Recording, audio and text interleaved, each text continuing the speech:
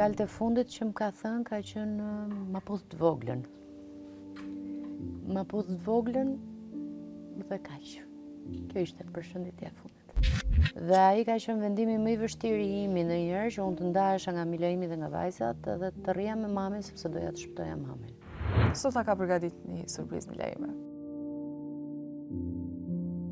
Në jetë vetëm një budallallëk e ke bërë ditën kur je martu me mu.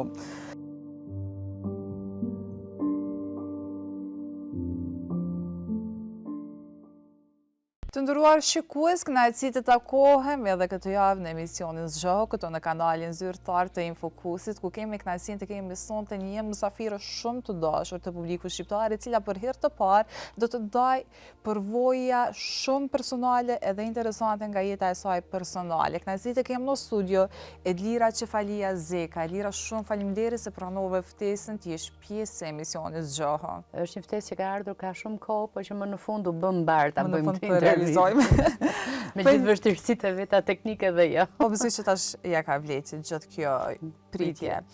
Po nisim prej fëmirisë tënde në Tiranë, si e kujton atë periudhë? Fëmiria ime ka qenë fëmiria tipike e një fëmije që ka jetuar në komunizmin e Shqipërisë. Edhe mund të them që ka qenë periudha e fundit e komunizmit, por që ka qenë edhe më e egra, edhe më e vështira, sepse aty priteshin koka. Edhe ishte pjesa që është ajo përpëlitja para fundit, para se të japi shpirt, dikush përpëlitet fort edhe mund të marrë me vete shumë njerëz të mirë. Gjithsesi unë kam qenë fëmijë që kam qenë rrethuar me jashtëzakonisht shumë dashuri dhe kujtoj bukur fëmirin time, me lojrat në oborr, me daljet me shoqni, me shpiknim lojra se s'kishim lodra. Nuk kishim telefona, s'bëj fjalë, kishte një në mahall telefon, se jo më me pas telefon çdo kush në dorë. Shpiknim lojra me gur, me shkopim, me topa që na i bënin nënat, me pëlhura, me gjëra të ndryshme. Një fëmijëri tipike e një fëmije i lindur në fund të viteve 70, në fillim të viteve 80 në Shqipërinë e atëhershme. Po pastaj rinia, sa ke pas sfidat, cilat kanë qenë ato ëndrat e tua në atë kohë? Rinia ka qenë pjesë e tranzicionit të fuqishëm, domethënë ajo gjenerata ime ka qenë gjenerata e tranzicionit që ka përjetuar çdo gjë, ka përjetuar ndrimin e pushtetit, ka përjetuar protesta, ka përjetuar varfrinë, ka përjetuar emigracionin, na humbën shokët, na humbën familjarët, nuk i dinim ku janë, nuk i dinim ku kanë mbritur, sepse thash ishte një telefon në mahall, si do merre informata, se ku ishte kushëriri apo kushërira, apo shoku i klasës, apo shoqja e klasës. Megjithatë, pavarësisht gjithave këtyre, mendoj që ne kemi treguar një unitet shumë të madh me njëri tjetrin, ne donim shumë njëri tjetrin dhe mbështesnim dhe shtynim përpara për çdo gjë, domethënë fjala që neve na shoqëronte në mëngjes ishte të prifte mbara. Domethënë të prije mbarat në ditën tënde, në çfarë do lloj vendimi të beft apo jo që ti do marrësh. A do futesh në ambasadë, do kaloje murin, a do hypje në anijet hikje, a do kaloje në theshtatën që kërciste plumbi gjithandej dhe ku nuk dihej kush shpëtonte në mëngjes apo në darkë. Plumbat qorr kanë marrë jetë pafund njerëzve në atë kohë të pafajshëm, absolutisht, për një çmenduri kolektive të asaj kohe që sot nuk di njeri t'i japi një arsye. Pse shqiptari vriste shqiptarin? Për çka? Mandej erdhi 99-a, lufta e Kosovës, që ishte gjithashtu një pjesë shumë e rëndësishme e ne që unë veç isha në hapat e parë të gazetarisë në atë kohë. Lufta e Kosovës shënoi te unë jo vetëm përgatitjet e mia si gazetare, por edhe përgatitjet e mia njerëzore që të shija gjysmën tjetër të popullit tim, të cilën nuk isha parë vetëm në televizor, fshehurazi, me ato pak transmetime që mund të kapnim ne në Tiranë fshehurazi, po e përsëris prapë nëpërmjet kanaleve slave në atë kohë, dhe që nuk e njihnim. Nuk ishim si motra dhe si vëllezërit tanë, ma tutje kufirit që nuk i njihnim, nuk i kuptonim gjuhën, nuk i kuptonim dialektin, nuk ja u kuptonim shpirtin dhe nuk i kuptonim edhe mënyrën e tyre të funksionimit. I pam në momentet më nevojli, mund ta them, të tyre në atë kohë, unë isha shumë e re, në pak pa bërë 20 vjeç, dhe ishte e dhimbshme të përballeshe me atë dhimbje të madhe që përcillej te një nën që nuk i dinte ku i kishte fëmijët, te një vlla që nuk e dinte ku e kishte motrën e tjera. Nuk kam qenë nëpër Kukës apo në Tropoj apo në vende të tjera, se isha dhe e vogël me moshë, por isha në Tiranë nëpër kampe të ndryshme që ishin vendosura në Tiranë dhe aty jam përballur për herë të parë me Kosovën dhe me historitë që vinin nga Kosova. Por prap mu desh 2005-a, kur u zhvendosa në Kosovë, ta kuptoj që unë nuk di asgjë për Kosovën.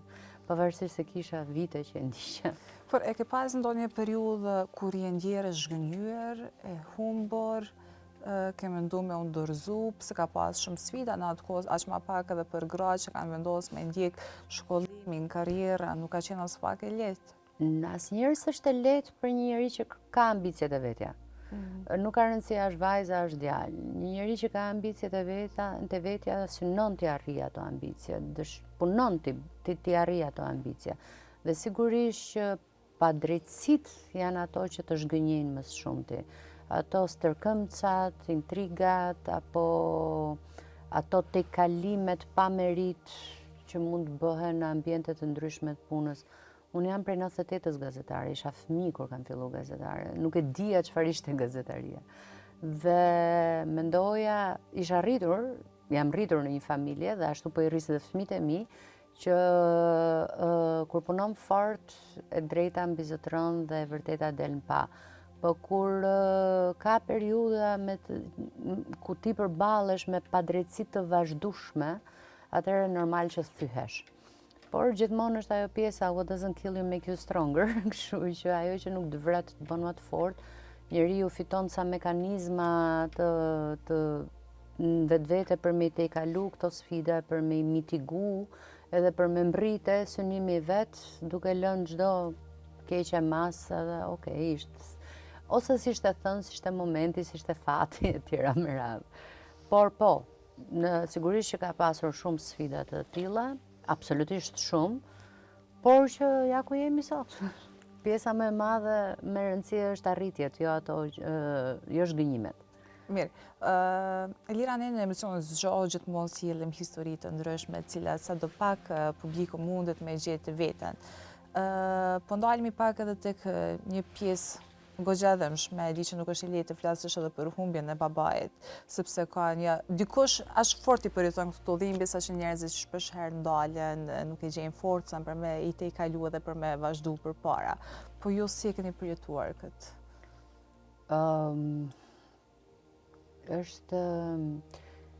Është fat i madh që unë nuk kam pasur ndonjë traumë të madhe në jetë se sa humbja e babait. Dhe këtë e them me plot gojën, sepse kur të përmenda pak më parë çështjen e 99-s luftën, kur kam parë gra që nuk i dinin ku i kanë fëmijët, kur kam parë burra që nuk i dinin ku e kanë nënën, apo motrën, apo gruan, apo vajzën, apo djalin, nuk e dinin a janë gjallë së pari, pastaj a janë dhënuar apo jo së dyti. Prap edhe humbja e Timeti për mua absolutisht ka qenë traumë shumë e madhe, por kur e bëj krahasimin më duket diçka që, okay, ishte erdhi me radhë, nuk erdhi ai nuk pa keq te fëmijët e vet. Imat ka ndruar jetë prej Covidit dhe trauma ishte eksaktësisht kjo, sepse unë fola me të në 11:30, 12 të mbrëmjes natës. Dhe në 4 mëngjesit vjen një telefonat nga spitali dhe thotë ngushëllime, baba ju e ndërjet. Unë kam qenë ekstremisht shumë e lidhur me Timat, domethënë jo vetëm ashtu tipike klasike vajza me babin, por energjia që ne kishim, unë e ndjeja domethënë kur ai ishte pa qef ose kishte ndonjë telash shëndetësor. Edhe pse jetoja në Kosovë, dija dhe merja mamin e thosha, si është babi, ma vëndon mirë, pse thire, pse more. Ore si është babi, se unë e di që s'është mirë, ndjeja. Dhe ajo ka qenë realisht traumë, sepse unë e përcolla me duart e mia në spital, e lash, e dorëzova në dorë të mjekëve dhe nuk e mora më. Dhe pjesa më e madhe e dhimbjes nuk ka qenë te vdekja si proces, sepse kur prindrit e bëjnë një mosh, prindri nuk është asnjëherë plak, po kur prindrit e bëjnë një mosh, ti fillon edhe e sheh atë ndryshimin e moshës, fillon dhe e përgatit veten, sidomos kur je rritur, si unë, se kur je fëmijë është ndryshe, e përgatit veten që do vi një ditë dhe s'do jetë më. Ajo që mua më ka shkatruar në rastin e Timeti ka qenë mos pasja mundësi ta përcjellja në mënyrën e duhur. Sepse ishte e pamundur ta përcjellja një pacient që ndroi jetë për shkak të Covidit, ta përcjellja ashtu siç ne i kemi zakonet tona, siç i kemi rendet tona, dhe mua ajo më ka dhimbtur shumë, më ka dhimbtur një vit rresht, derisa mbas një viti pastaj kur e bëm ceremoninë përkujtimore, të paktën aty plotësova vetveten. Plotësova vetveten me thirrjen e njerëzve që ai ka dashur më shumë, me një drek në emër të tij, me gjithë familjarët, kudo që ishin, që një vit më herët, për shkaq që prap po them të rrethanave patën absolutisht të pamundur të merrnin pjesë në varrimin e tij. Kur ndalem e mendoj, them traumë e madhe po shiqyr që përfundoj me kaq, sepse ne kemi qenë të smurë krejt familja, unë e kam jetë të dytë për vete, dhe ka mundur të heci tragjedia dhe më shumë. Domethënë të humbja mamën, të humbja motrat, fëmijët e mi mos më kishin sot, kështu që ka qenë shumë një goditje nga gjitha anët, një herësh, domethënë nuk ishte thjesht humbja e personit më dashur timit, por ishte një goditje nga të gjitha anët, ndarja me fëmijët, unë rrija në Tiranë me mamën, lajmi me vajzat, ishin ndarë prej nesh, jetonin vetëm, unë kisha vajzën 4 vjeç atëherë, të voglën, dhe ajo merrte çdo ditë me video call, ma bënte mami më ka marrë malli, mami po du me ardhë me nejt me ty, po du me flet me ty. Unë isha në dhimbjen time të humbjes babait, në ndërkohë isha dhe smur, dhe njeriu kur është i smur nuk është që ka reagimet më të mira në jetë. Edhe vetëm rria, domethënë, ose mbyllja telefonin, ose plasja qaja, kja ndroja vendin, ambientin, gjindesha disi. Kur jemi tek humbjet, shpeshherë kemi edhe pengje, pse nuk i thash kështu, sepse nganjëherë i marrim shumë të mirëqen njerëzit afër neve kur i kemi, po kur ata ndohen nga jeta, shpesh thojmë, pse nuk i thash kështu, pse nuk e përqafova, ose diçka tillë. Atë ka mbetë ty ndonjë peng që me i thonë diçka? Jo, nuk e kam këto pengje, sepse thash kam qenë ekstremisht shumë e lidhur me të, dhe çdo gjë që kam dashur, apo që ai e ka dashur, e kemi bërë. Ai e ka dashur detin shumë. Detin dhe Elbasanin. Këto dy vende i donte shumë. Edhe sa herë që ishte mundësia në çoja në plazh, dhe sa herë ishte mundësia i shkonte edhe në Elbasan, se me origjinë Elbasani vetë, dhe përjetonte, donte vendin e vetë shumë. Me sa unë kam dije, nuk i kam munguar asnjë gjë nga ato gjëra që ai ka dashur, sepse ne jemi vajza në shtëpi dhe jemi shumë të dedikuara ndaj familjes. Se mundohemi që çdo nevojë të familjes, jo lasdrime, por nevojat e familjes ti plotësojmë. Por te babi unë edhe lasdroja shumë. E lasdroja shumë, për shembull, dhe merja, dilim bashkë, e çoja në plazh, plazhin e donte shumë, përjetonte, perëndimin e diellit e përjetonte shumë. Cila është fjala që mban mas shumë ti mend prej tij, ndonjë këshill që gjithmonë e ke parasysh? Ndoshta tash në momentet tua më të vështira shkollën. Ai ishte një njerëz që nuk ju dha mundësia të bënte fakultet. Ishte gjeni i matematikës. Por nuk e pati mundësinë të bënte fakultet, edhe e kishte parimin e vetë të jetës shkollën. Nëse unë kam regjistruar doktoraturën dhe përfundoj, e kam si një pjesë të kryerjes amanetit të tij, shkollën. duhet përfunduar procesi komplet. Ai ka qenë jashtëzakonisht shumë krenar kur unë fitova drejtën e studimit për inxhinieri elektronik dhe më thriste i di babit, se ne vetëm vajza në shtëpi, e unë isha djali i shtëpisë, i di babit. Atëherë kam pa mas shumë të krenar në jetë, do më thënë kur unë fitova drejtën e studimeve. Kam pas shumë sfida edhe gjatë fakultet shumë i rëndë, inxhinieri elektronik, 10 matematika, 7 fizika brenda, një të merri vërtet. Edhe kur ja bëja ndonjëherë, u çmenda, dua ta lë. Shkollën bush, veç kaq. Fjalët e fundit që më ka thënë ka qenë ma pos të voglën. Dhe kaq. Kjo ishte përshëndetja e fundit. Po që në fund prap kalon kujtime jashtëzakonisht të mira dhe sigurisht që të ndjesh i plotësuar që ke mujtë dhe ke pas mundësi me bo krenar, po sa të ka ndryshu pas ta jeta ty? Mënyra se si shef jetën, sepse nga njëherë ndryshojnë pak opinionet për jetën dhe përgjithësi. Dhe sa të ka ndihmu besime me të i kalu këtë sfidë? Kjo mua më ndikoi në raport me ti me më. Fillova të kujdesem më shumë për ti me më. Sepse nëse i me më ka qenë gjithmonë në plan të dytë, krahasimisht, dhe ajo e di këtë, nuk është që po them diçka që ajo do më hatrohet, sepse ajo është e vetëdijshme. Njësoj e kam vajzën e madhe, si veten.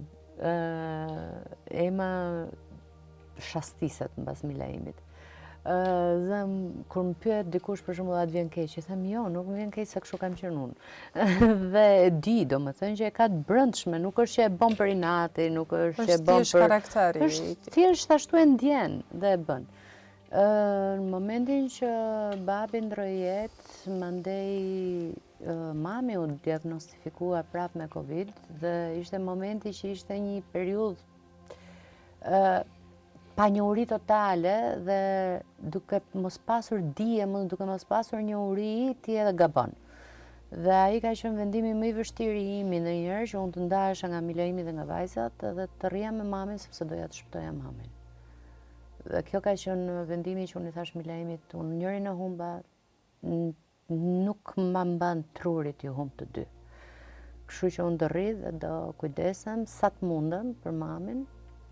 Pastaj ajo e të kaloi, derisa u infektova, unë fillova të shfaq unë pjesën tjetër të gjërave, të smundjes së gjithave dhe arriti momenti pastaj që u ndruam, ajo filloi të kujdesej për mua, prapë unë u bona beba e shtëpisë nga fillimi. Më ndryshoi, domethënë gjithë atë dashuri që unë e kam hedhur te i mat, tani më ka kaluar te mami, domethënë që e hedh te mami për kujdesjet që bërin e qefeve, gjitha. Ne kemi vendosur për shembull që kur kemi ndonjë ditëlindje të madhe apo ndonjë festë apo ndonjë përvjetor diçka, kemi vendosur që ta bëjmë si rregull, mblidhemi mami, motrat dhe vajza ime e madhe dhe udhtojmë diku.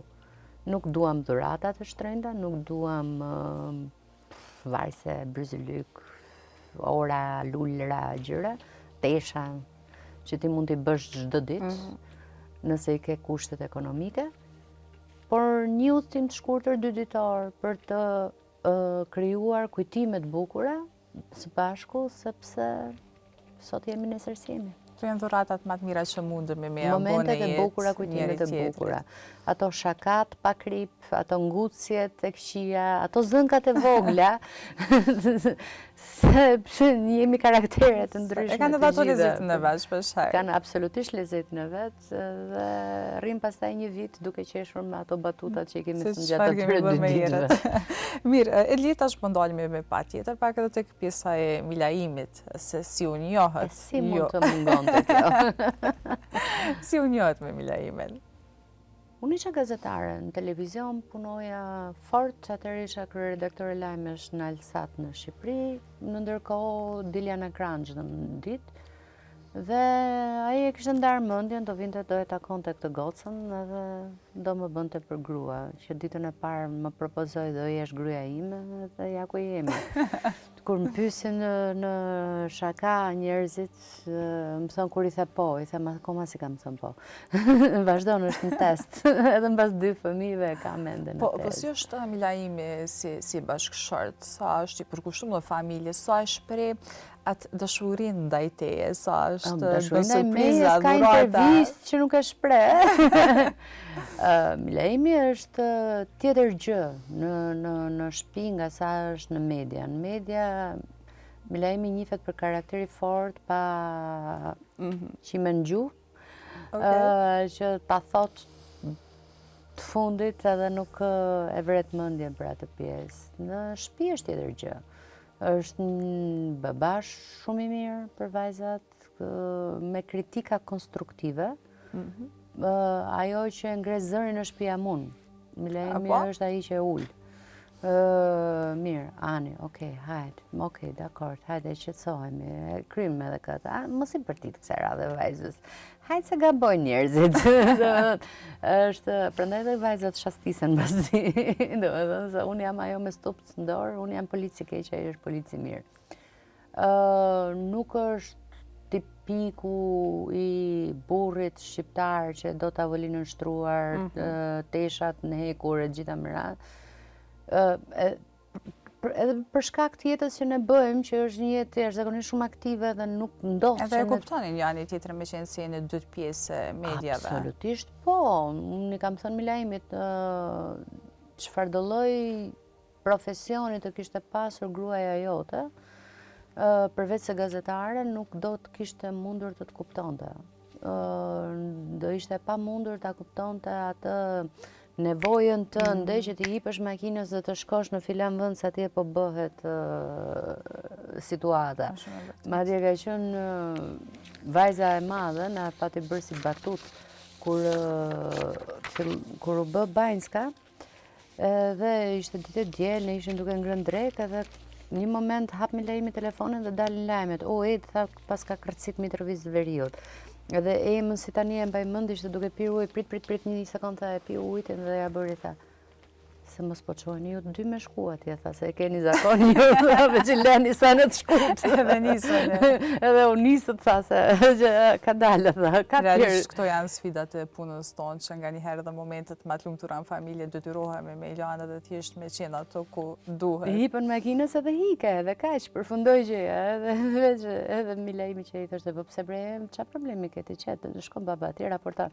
A bën ti babi të hangër drekë rriçë herë, krye drekën pastaj flas. Po sa të bën surpriza Milaimi?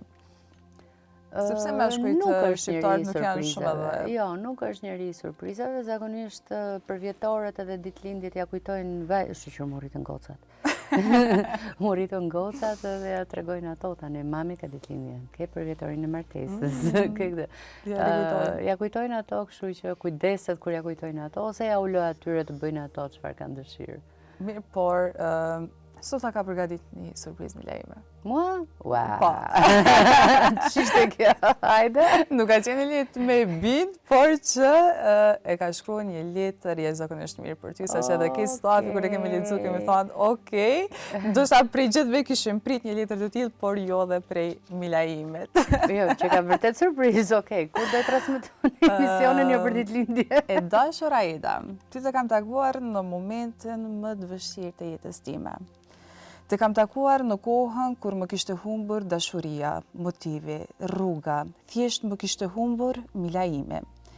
Ecja në për rrugë, shkoja në punë, vija në shtëpi dhe vetja më dukej i vdekuri i gjallë. Kur u pam bashk, atë natë tek Sky Tavern në Tiranë, aty ku pija kafe me Kadarin, sepse aty edhe jeton, të pata thënë diçka. Nëse ma këthen e ma gjenë Milaimin, kam forcë që ta zbres edhe Zotin në tokë. Në fakt edhe kam zbritur, Zoti em është tek ty, tek Ema dhe tek Amelia. Duke qenë dreni cak, e guri brina cak i pak dhendur, më falë që nuk mund të them shpesh të dua. Nuk e bëj këtë dhe puna e psyshet, edhe puna si ju në Shqipëri e prek një hundën, edhe një san tjetër që nuk mundem ja thonë emrin sepse më vjen marra. Edhe Ema nuk na thësh shpesh që na don, është karakteri im, por unë të dua edhe si gru, edhe si dashnore, edhe si vajzë, edhe si nën apo motër. Të dua si gjithçka, je grua super intelektuale, super e mençur. Në jetë vetëm një budallallëk e ke bërë, ditën kur je martu me mu. Unë të vetëm gjë të mençur në jetë e kam bërë, atë ditë kur vendosa të martohem me ty. Shumë të dua. Zemre. E këtë ma ka thënë në publikët me të madhe, tha, cili është dallimi, tha, mes intelektuales dhe budallicës. Edhe mbeta, e dita që kam e ma gjytë në një. Tha, për që i intelektuale, tha, kjo s'diskutohet, ose profesoreshe, me këto e ato. Sa, ama tha, fort bre zemre, je kom budallicë, tha, tek se m'ke marrë mu. E tha, zhoni, masit ko marrë, fol qka dush, tha, shë kam kurrisë, s'ka që të Për që duke që shumë i mirë njohës ndaj teje. Unë kam thënë gjithmonë, unë nuk do isha kjo që jam nëse s'do kisha pasur Milaimin bashkëshort. Milaimi është njëri që e vlerëson jo vetëm gruan si grua, po edhe partnerin, edhe kolegën, edhe çdo njeri me cilin ka kontakt. Milaimi nuk është njëri fals që të qeshi para fytyre dhe të nguli thikën mas shpine. Është njëri shumë i drejtë dhe unë këtë drejtësia vlerësoj shumë. Edhe është ajo drejtësi që edhe i ka kushtu shumë në jetë. Por të kishte qenë një burr tjetër, nuk do isha unë kjo ida që jam. Nuk do kisha pasur këto kapacitete që kam, apo këto grada shkencore që kam, që në fundit ato grada shkencore nuk është që më bëjnë mua një njeri më të mirë apo jo, po thjesht më bëjnë një njeri më të përgatitur në fushën time të punës. Dhe pa e pasur një Milaim që gjithmonë të shtyn, ti mundesh me e bo këtë punë. Pse? Që të mungon ty mos me e bo? Të sfidon. Edhe të shtyn përpara që ti të kërkosh më të mirën të vetja dhe të arrish maksimumin të vetja. Jo çdo burr shqiptar e bën këtë. Dhe unë jam me shumë fat që e kam Milaimin në këtë pjesë. Të njëjtën gjë po bëjmë edhe me vajzat. Ne gjithmonë i shtym përpara që ato të mbrijnë sa më shumë të vetja, edhe pse janë të vogla, po tani fillon të krijohet ajo pjesa e edukatës, mësimit, të punës, të mbritjeve në jetë. Po e le, hajtë se i bën vetë, mendoj që... Për çka e ke kritiku mas shumë të Milaimin? Duke pas parasysh edhe paraqitjet e tij televizive, të cilat komentohen jashtëzakonisht shumë. Mas shumë ti për fjalorin. Për fjalorin dhe ai e di që unë nuk kam qenë asnjëherë dakord me të dhe ja kam thënë madje shpesh kur bën statuse, ndonjëherë para se t'i bëj publike ja marr edhe ja editoj. Sepse mundohem, këtë i kam thënë, ke një mendim brillant. Një mendim brillant që edhe Kadareja ta ka thonë, ke figurat krahasuese më të forta se të Markezit. Nuk ke nevojë të përdorësh një fjalë me pull të kuqe për t'i dhënë pikën fjalisë tënde, kur ti mund ta thuash shumë bukur pak me një fjalë më të butë. Sepse ka njerëz që ta pranojnë, sepse ti je i tillë, po ka njerëz që dhe ofendohen. Kështu që nëse ti do të marrësh një publik edhe më të gjerë nga sa i ke, mundohu ta moderosh këtë. Ndonjëherë dëgjon, ndonjëherë s'dëgjon, po tharja editoj shkrimet mirë është punë. Po ti a ke menduar ndonjëherë lidhur me qenë edhe vetë opinionistën nëse të vjen ndonjë ofertë, meqense shpeshherë shoqë që publiku ka një mendim shumë pozitiv ndaj opinioneve tuaja të përgjithshme në paraqitjet e tua televizive. E kishe menduar me qenë ndonjëherë? Po ma bën qefin shumë tani. Përkundër Milaimit, domethënë unë vetëm gjë që e kam ndryshe nga Milaimi është fjalori me pull kuqe. Për ndryshe, çdo gjë tjetër ne jemi në stil, jemi shumë të ngjashëm. Unë nuk jam falsë në ekran. Unë e jap mendimin ashtu siç e kam. Nuk rrita përpunoj që ty të duket më i bukur, që ty të duket më i dashur, që ty të... Nuk e bëj për hatrin tënd. Unë e bëj atë që them Jo shumë realiste. A them atë që mendoj. Unë nuk mund të them për shembull që sot s'pati rrym, sepse sot s'pati rrym. Nuk mund të them të kundërtën. Nuk gënjej dot. Dhe ndoshta kjo më ka bërë që edhe të jem e drejt për drejt dhe që faleminderit që po ma thua që po u pëlqej ka në publik. Opinioniste, pse jo? Pse jo? Unë vetëm një problem e kam shumë të madh, që fatkeqësisht është instaluar edhe në Kosovë, fjalosjen. Në për opinione, unë e kam shumë problem. Pa ato debate të zhërmshme cilat janë. Unë jam për ta dhënë mendimin tim. Let's agree to disagree, që në fillim. Bijem dakord që nuk jemi dakord. Ti ke mendimin tënd, unë kam mendimin tim. Argumentoma, ta argumentoj. Nuk kemi nevojë ne të kalojmë në fjalosje dhe në sherre dhe pastaj për hihatër të një emisioni apo të 10 klikimeve më shumë, ne vetëm mos mbetemi më shoqë jashtë. Unë kam mendime të ndryshme bëjmë burrin që kam në shtëpi. Si mund mos kem mendime të ndryshme me një person me cilin nuk ndaj asnjë gjë në jetë, përveç se një kolegialiteti apo një kafe të mirë, që është shumë normale, se mendimin na bën individ të ndryshëm. Po të mendonim të gjithë njësoj, atëherë s'do kishim opinione. Është me vërtet. Mirë, po jemi tek pjesa e fundit e lirë e emisionit dhe po ndalemi pak edhe tek shëndeti mendor, sepse ne kemi fokus kryesor të emisionit të motivimin. Njerëzit kur ju shohin në ekran gjithmonë në çdo emision e them që ata mendojnë që ju gjithmonë keni bërë një jetë të bukur dhe nuk keni hasur në këto sfidat. Po a jeni përballë ndonjëherë me probleme të shëndetit mendor si ankth, depresion as më pak sot që jetojmë në një kohë shumë dinamike ku këto janë shumë prezente në shoqërinë tonë dhe shumë shpesh kohëve të fundit më po shohim edhe rritje të numrit të vetvrasjeve sepse njerëzit nuk po luftojnë përmjet e kaluar ato sfidat edhe sikur po u dorëzohen shumë lehtë në një farë forme. Po të ke pas është debati që bëj unë me ti me bi, sepse vajza është e fokusuar shumë te këto. Domethënë i studion, i ka për qef që t'i shoh, t'i analizoj çështjet e shëndetit mendor. E dashur, di se është puna, ndoshta edhe jeta neve na ka bërë që të bëhemi pak më të fortë se që duhet. Dhe jo për çdo problem të dorëzohemi. E kuptoj që ca gjëra janë në dorën tonë dhe ca gjëra nuk janë në dorën tonë. Por unë mendoj se shërimi fillon nga vetja.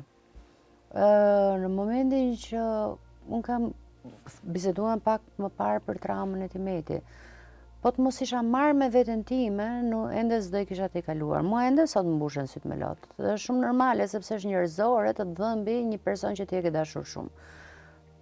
Por a kam unë llogarit tranohna? I kam 2 fëmijë me rrit. Nëse unë du mu tranu, ku do i lej fëmijët e mi? Me Milaimin kam kaluar sfida pafund. Domethënë arrestime, rrafje, sharje, ma thuj një gjë që se kom kalu me te. Nëse ne do ishim njerëz që do të dorëzoheshim kollaj, sot s'do ishim këtu ku jemi, do na kishte humbur emri, do ishim harruar. Milaimi e ka pasur një periudhë jo të lehtë mbas arrestimeve që ka pasur, se i ra gati 2 vjet arreste shtëpiake. I mbyllur në shtëpi brenda, domethënë dhe gjatë gjithë kohës në atë tu e vra mendjen pse se njeriu kur bën një krim në mënyrë të vetëdijshme, të paktën e din që e ka bërë dhe nuk e lodh kryt për ta. Po me të gjujt një shteti tërë në kurriz për diçka që ti se ke bërë, ai ndale dhe ja bënte po pse çka kam bërë unë për me meritu këtë lloj falënderimi. Dhe pati një moment jashtëzakonisht shumë të vështirë, që sigurisht e kaloj me ndihmën e familjes patjetër, po edhe me ndihmën e shoqërisë. Unë mendoj që edhe shoqëria e njerëzve që shohin që kanë probleme, që kanë sfida, që nuk i kalojnë ato, nëse nuk e kanë atë sistemin e suportit njerëzor, një motër, një vlla, një shoqe, një shok, nëna, baba, ndoshta ata s'kuptojnë. Okej, nëse ti e sheh që nuk po gjen shpëtim tek këta njerëz, atëherë merre ndihmën e specializuar të mjekëve. Nuk është marrë sot, me i shku te mjeku dhe me thënë po kam probleme. Marrësh mos me shku dhe me u mundu me i te kalu problemet pa i te i kalu. Dhe me thënë me elon anash, jo, kjo nuk është problem, jo, është problem, sepse ti nëse nuk e shëron veten dal nga dala, atëherë thjesht problemi do bëhet më i madh dhe atëherë ti humb. Jo njeriu që se din se çfarë ke ti. Është shumë e vërtetë se edhe shoqëria mundet me kontribuje zakonisht shumë duke e kuptuar tjetrën edhe me u ndal, me bisedu për çfarë do lloj shqetësimi që na mundon në përgjithshmërinë tonë. Unë mendoj që në tilla raste është më mirë kur njerëzit e identifikojnë që kanë një shok apo një shoqe që po ka probleme, mund të ketë një traumë të vetën, mund të ketë një moment depresioni, një moment ankthi, diçka, më e mira është ulu dhe dëgjoja. Në momentin që njeriu fillon dhe i nxjerr prej gojës vet, atëherë fillon edhe shërimi. Momentin që ti mban sandet mbyllur, nuk e shpreh emocionin, nuk e shpreh lotin, nuk e shpreh dhimbjen, atëherë ato thjesht vazhdojnë edhe dërmojnë edhe grryejnë ala më shumë brenda vetes. Kështu që kjo është këshilla që unë jap shoqërisë. Bëhuni më të durueshëm, dëgjoni pak më shumë. Shumë e vërtetë. Një mesazh motivues për fondet lira për gjithë shikuesit tanë?